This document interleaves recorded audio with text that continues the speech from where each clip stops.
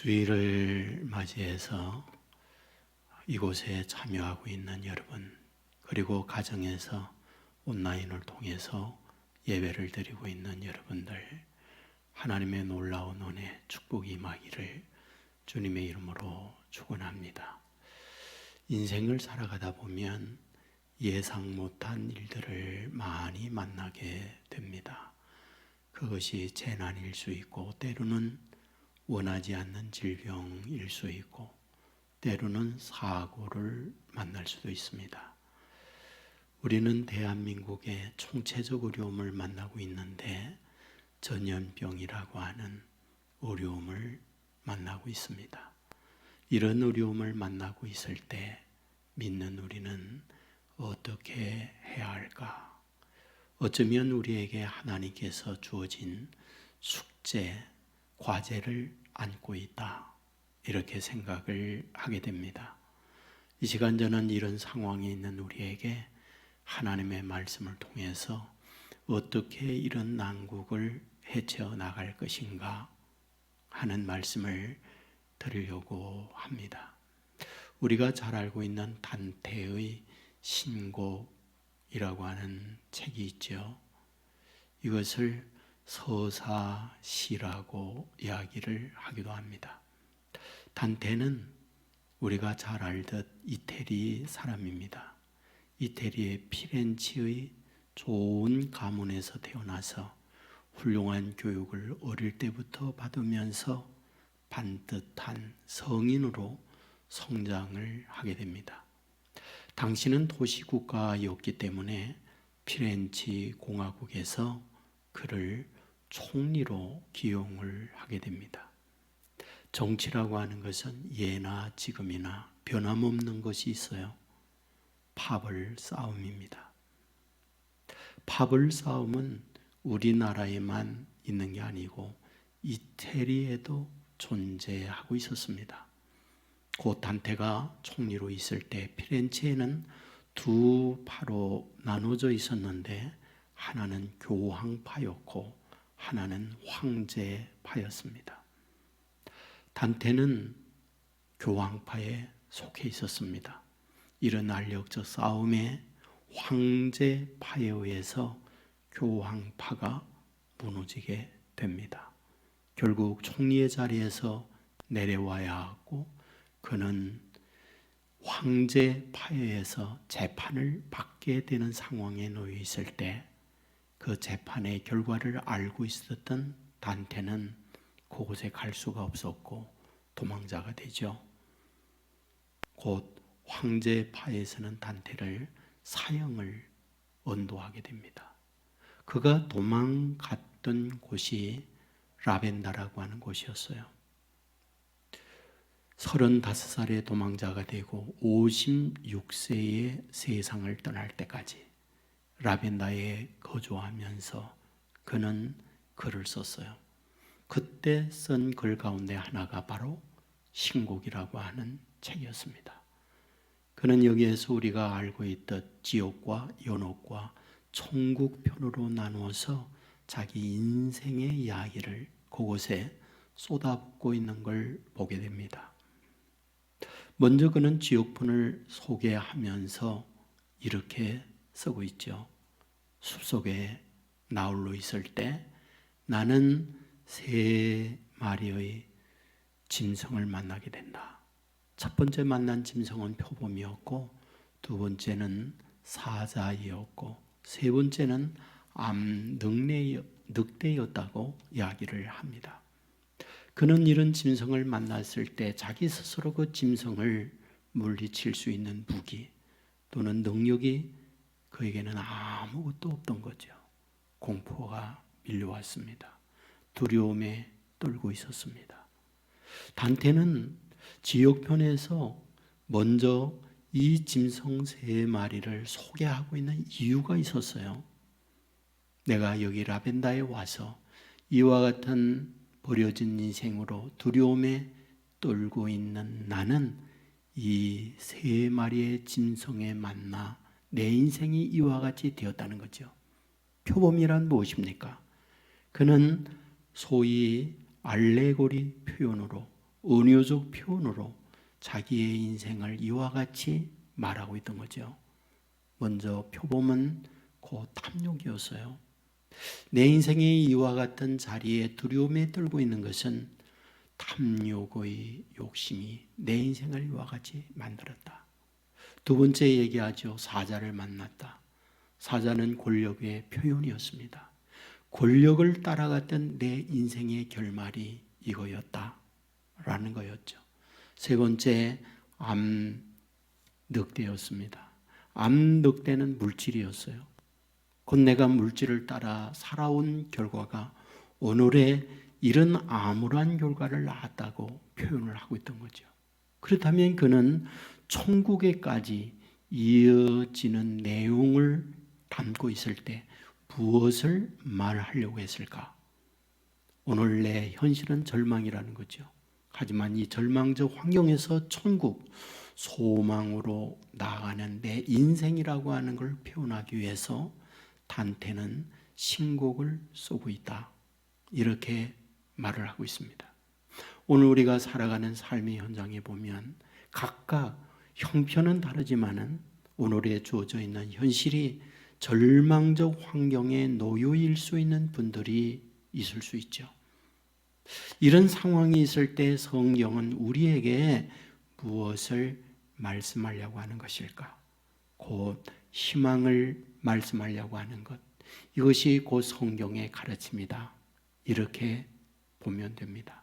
오늘 본문은 그런 말씀의 대표적 내용을 담고 있다고 볼 수 있습니다. 본문의 내용이 무엇입니까? 그 배경을 보면 북이스라엘의 상황적 내용입니다. 우리가 알듯 이스라엘은 둘로 분열이 됩니다. 남쪽은 유다이고 북쪽은 이스라엘이었어요.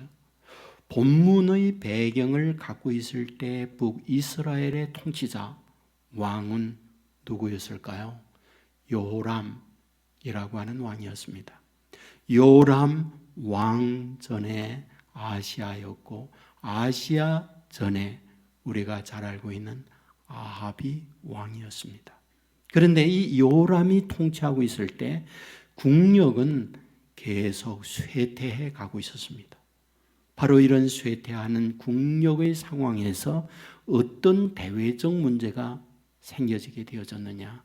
먼저는 모압이라고 하는 나라가 조공을 바치던 것을 중단하게 됩니다. 그 선대의 아시아라든지 아합이라든지 그들이 통치할 때에는 모압이 이스라엘의 조공을 바치고 있었지만은 국력이 약해지자 모압은 아는 거죠. 조공을 바치지 않아도 그들의 억압에서 우리는 벗어날 수 있다. 요람은 이에 대하여 분노하게 되죠. 그래서 남쪽에 있는 유다의 동원을 받고 옆에 있는 에돔과 연합을 해서 모압을 침략합니다. 하지만 그 과정 속에 사막을 만나고 그 사막 아래서 마실 물이 없어 죽을 위기를 만나고 있을 때 하나님께서 이 연합한 그들에게 물을 주어서 그 전쟁을 승리로 바꾸어 내는 내용이 앞부분에 나와 있습니다. 그리고 난 이후에 어떤 일이 벌어지는가? 위에 있는 아람이 국력이 약해 있는 이 나라를 침략을 하게 되어지는데 침략에 왔을 때에 하나님께서 어떻게 하나요? 우리가 잘 아는 불말과 불병거를 통해서 그 아람의 군대를 물리쳐요. 그리고 몇 년이 흐르고 난 이후에 또 다시 아람은 이스라엘을 침략합니다. 이번에 침략한 아람은 어떤 전략을 쓰게 됩니까? 소위 사마리아 성을 포위를 하게 됐던 거죠.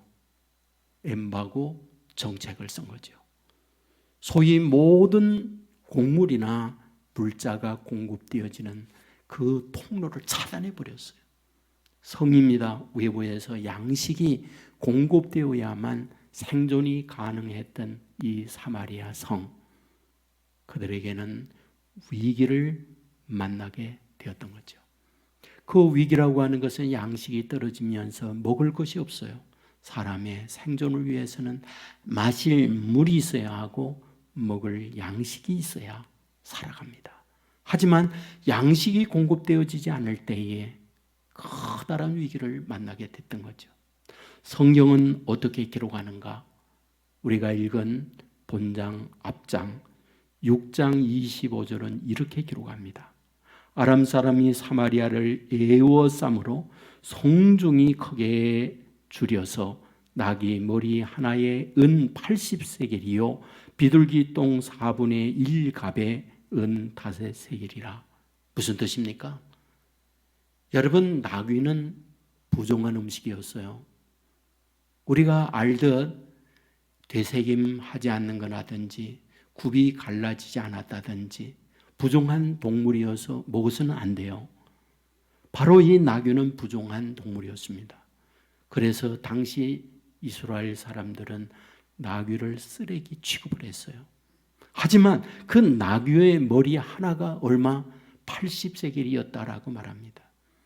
당시 노동자가 나흘을 일할 때에 벌어들일 수 있는 돈이 은 1세겔이었습니다. 그렇다면 80세겔이란 무엇입니까? 정상인이 320일 동안 일을 함으로 벌어들일 수 있는 돈이 80세겔이었어요. 당시 쓰레기에 불과하던 나귀 그 머리, 먹을 고기조차 없는 것을 이 어마어마한 돈을 주고 사야만 했다. 무슨 말입니까? 그 어디에도 양식을 구할 수 있는 그 양식은 존재하지 않았다. 그러므로 버려져야 할 쓰레기와 같은 그 나귀 머리를 80세겔이나 주고 사야 했다. 이 부분을 말씀하고 있는 거죠. 그것만이 아니죠. 비둘기 똥을 은 50세겔을 주고 샀다. 여러분, 비둘기 똥, 양식을 먹고 비둘기가 똥 싸는 그것을 먹기 위하여 이와 같은 금액을 주고 사야만 했다 하는 것을 말씀하고 있잖아요. 그런데 더 비극이 뭔지 아십니까? 그것조차 구할 수 없게 된 거죠. 여러분, 결과가 무엇입니까? 그 뒤에 나오는 말씀을 보면 오늘은 내 아들을 삶아 먹자. 그리고 내일은 너의 아들을 삶아 먹자. 소위 자기의 자녀를 삶아 먹어야 하는 비극적 상황까지 놓이게 된 거죠. 문제는 뭔지 아세요? 그 어디에도 해결의 방법이 존재하지 않는다는 것. 오늘 우리가 인생을 살아가다 보면 이런 상황을 만날 수도 있어요.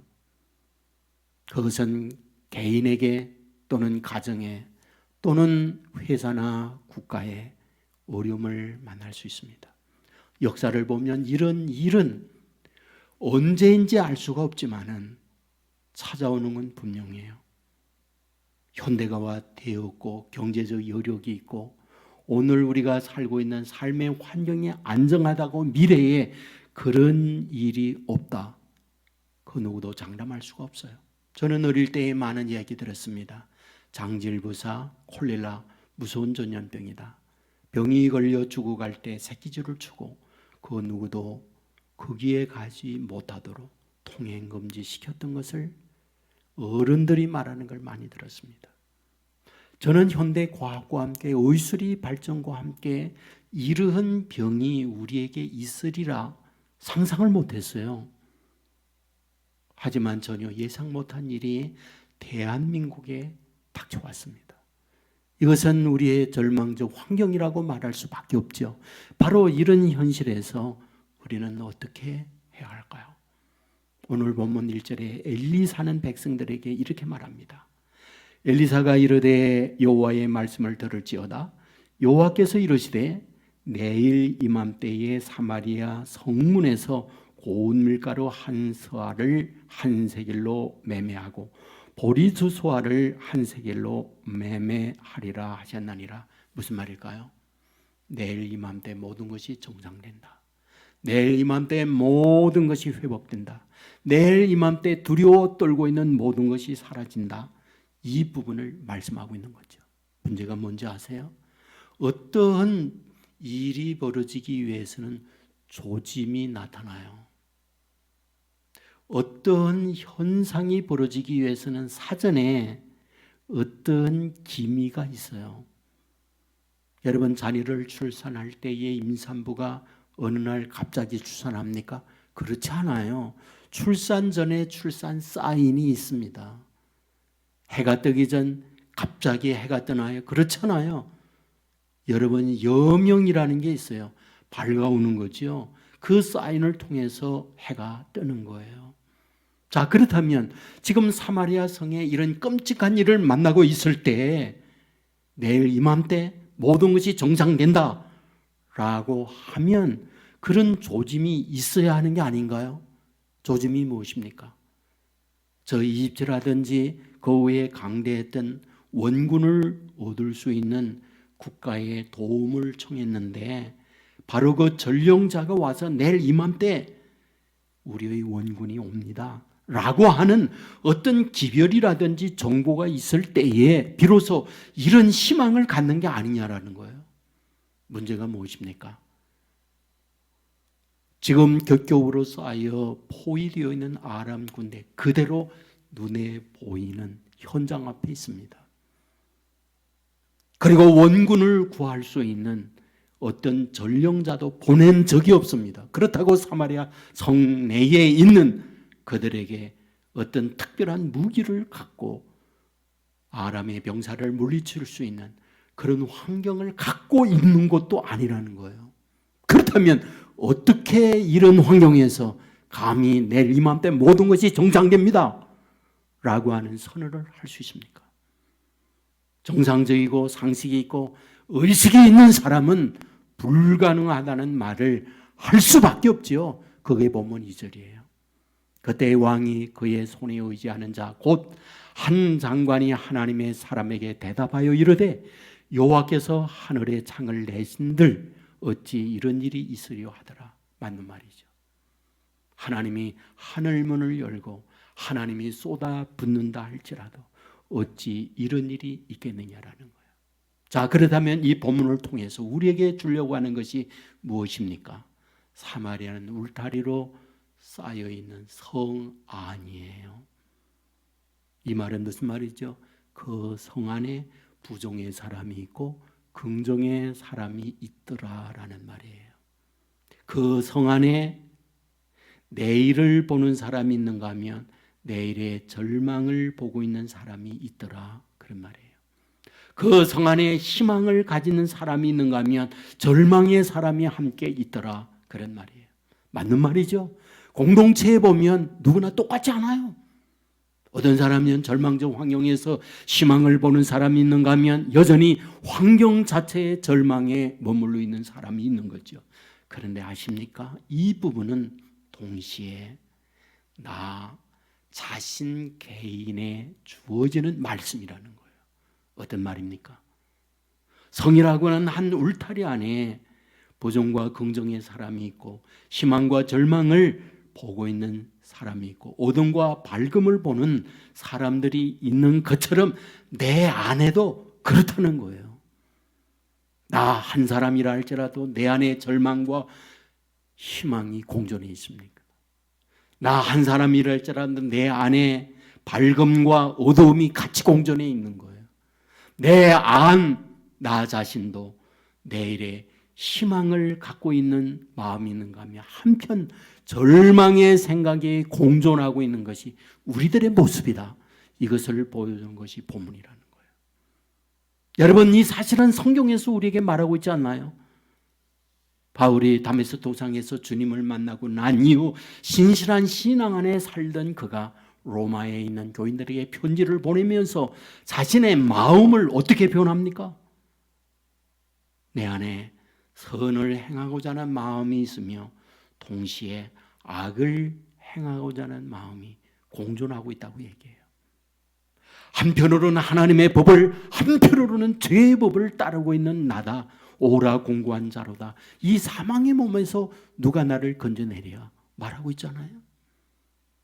여러분, 우리는 지킬 박사와 하이드라고 하는 소설을 잘 알고 있어요. 스티븐슨이라는 사람이 썼잖아요.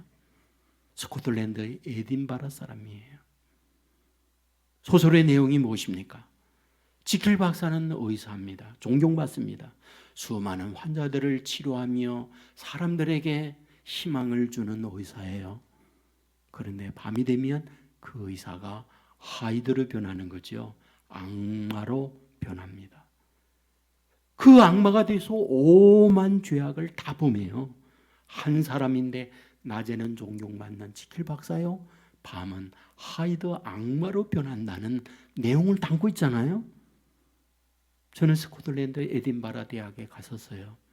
제가 그곳에 갔을 때 안내하는 분이 바로 이 소설의 배경을 이야기해 주었어요. 에딘버러 대학은 세계의 가장 우수한 의대 중에 하나입니다. 이 의대가 유수한 대학으로 발전할 수 있었던 것은 해부학에 가장 심혈을 기울였기 때문에 가능했습니다 라고 했어요. 자, 해부학을 하려면 어떻게 됩니까? 해부할 수 있는 시신이 있어야 되잖아요. 당시에 노숙자, 당시에 그런 집 없이 다니는 그런 사람들이 많았어요. 그들이 죽었을 때에 이 대학에서 그 시신을 갖다가 해부용으로 씁니다. 문제는 뭔지 아세요? 언제나 이 시신이 공급되는 게 아니었어요. 그런데 이 사실을 알았던 불량배들이 사람을 살해해서는 죽은 시신이라고 에딘버러 대학에 팔았어요. 에딘버러 대학에서는 의사들이 살인해서 온 시신인 줄 알았어요. 그럼에도 불구하고 해부학을 위해서 서로 간에 눈 감아주면서 살인하여 가지고 온 시신을 샀어요. 이것이 바로 에딘버러 대학의 당시 상황이었던 거죠. 이것을 알았던 스티븐슨이라고 하는 사람은 소설로서 이것을 고발하고 있던 거죠. 여러분, 인간의 마음이라고 하는 것은 누구나 다 이런 두 마음이 있는 거예요. 여러분, 이 본문을 통해서 우리에게 주려고 하는 게 뭡니까? 뭐예요? 바로 이런 두 마음으로 싸움을 하고 있을 때 우리는 무엇을 보아야 하느냐라는 걸 보여주는 거예요. 여러분, 엘리사는 하나님의 말씀에 의해서 내일 이맘때 모든 것이 정상됩니다.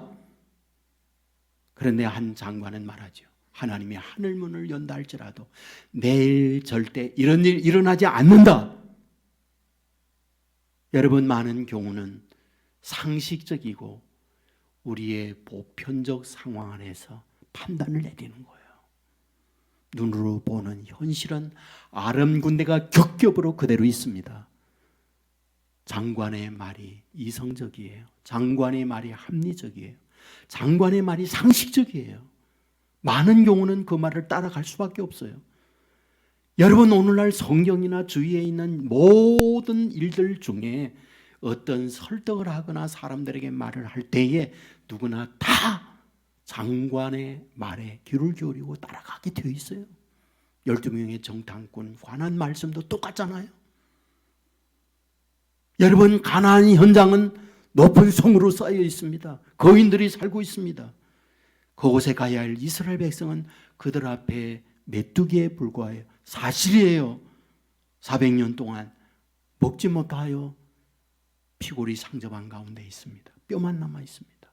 어찌 감히 그 가나안의 높은 성을 무너뜨리고 그런 물리적 전투에서 이기어 그 땅을 차지할 수 있습니까? 그러니까 상식적으로 그들은 판단하고 절망하며 여기에서 우리가 시체가 되는구나 탄식했던 걸 보게 되잖아요. 그런데 성경을 통하여 우리에게 주려고 하는 하나님의 메시지가 무엇입니까? 그게 말씀이었어요.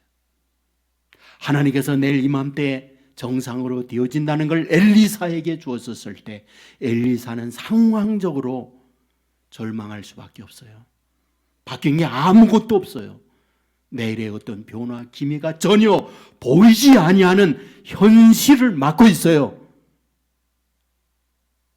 하지만 엘리사는 하나님의 주시는 말씀을 받아들이는 거예요. 이게 믿는 자의 희망이에요. 믿는 자의 축복이에요.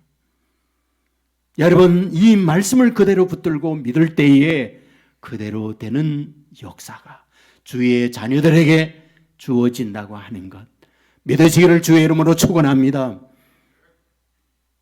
여호수아와 갈렙은 말했어요. 하나님께서 그 땅 우리에게 준다고 했다. 여러분 그 말씀을 여호수아와 갈렙은 믿었어요. 어떻게 됩니까? 여호수아와 갈렙을 통하여 그 땅을 이스라엘 백성들에게 주어지도록 만들고 있는 게 하나님이었어요. 여러분 오늘 본문 역시 어떤가요? 오늘 본문 이후의 내용을 우리가 잘 알고 있잖아요. 4명의 나병 환자가 있었어요. 여러분 나병이 걸려지면 전염병이기 때문에 공동체에서 떠나게 돼요. 공동체에 있는 사람들이 그들을 내쫓아요. 여러분 우리나라도 똑같았습니다. 당시에는 더했습니다. 그들은 사마리아 성에서 쫓겨났어요. 그래서 성 밖에서 구걸을 하면서 삽니다.